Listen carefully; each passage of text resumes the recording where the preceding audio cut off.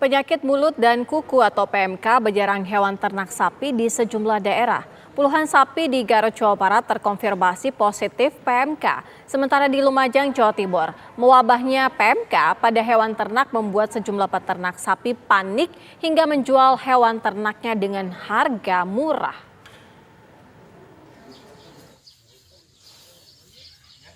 Puluhan hewan ternak sapi di Kecamatan Wanaraja, Kabupaten Garut, Jawa Barat, positif terjangkit penyakit mulut dan kuku PMK.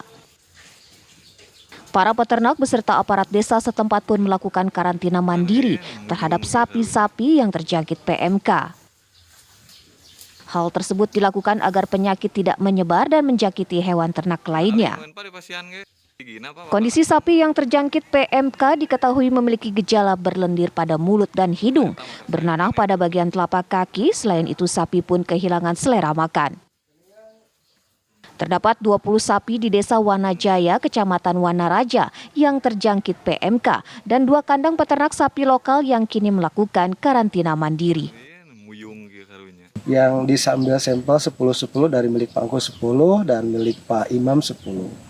Dan menurut UPT Peternakan Kecamatan Wanaraja hasilnya dengan Balai Provinsi hasilnya positif yang 10-nya di situ. 20 berhasil.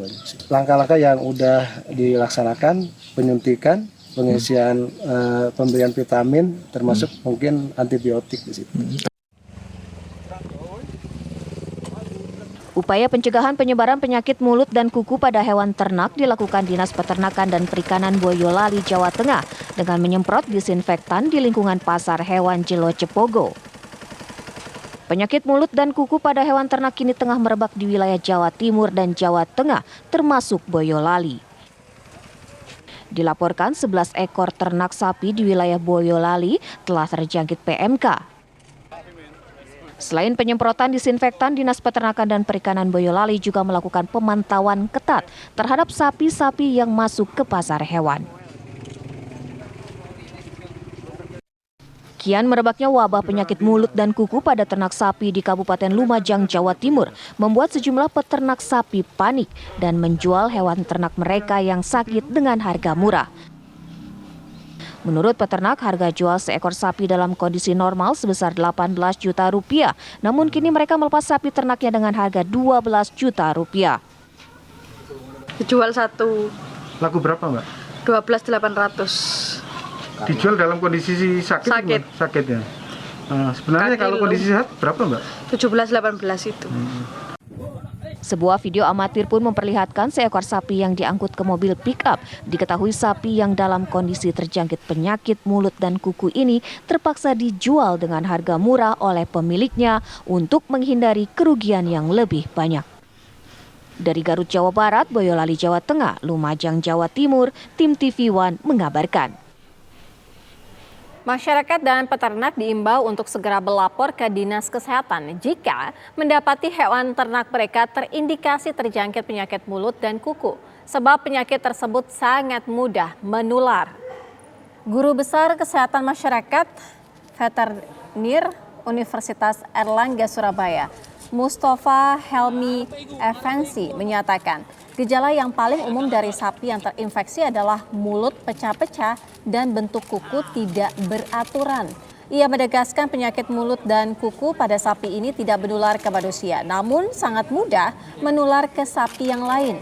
Sebelumnya, wabah penyakit mulut dan kuku menyerang ribuan sapi di beberapa daerah di Jawa Timur, seperti di Gresik, Mojokerto, Lamongan, dan Sidoarjo.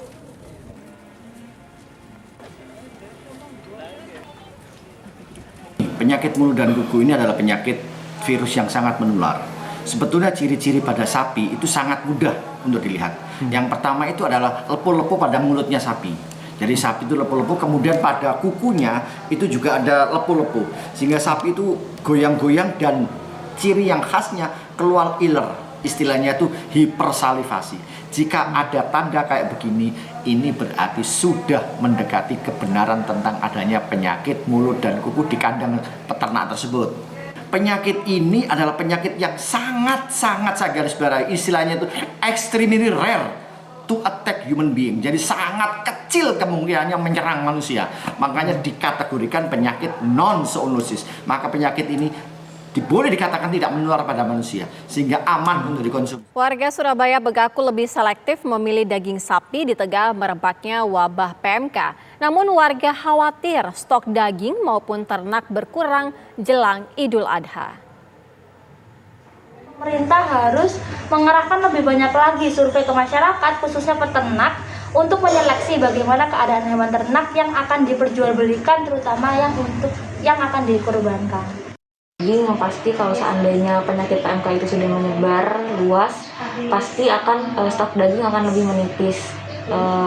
Jadi kan pasti dari kejujuran para pedagangnya juga, kalau seandainya si sapinya ini sudah terkontaminasi, itu bagaimana cara penjagaannya, apakah dagingnya itu masih layak jual atau enggak, seperti itu. Nah, untuk masyarakatnya pasti harus diedukasi dan lebih selektif lah untuk memilih sapi yang akan dikorbankan, sapi kambing yang akan dikorbankan sama daging-dagingnya.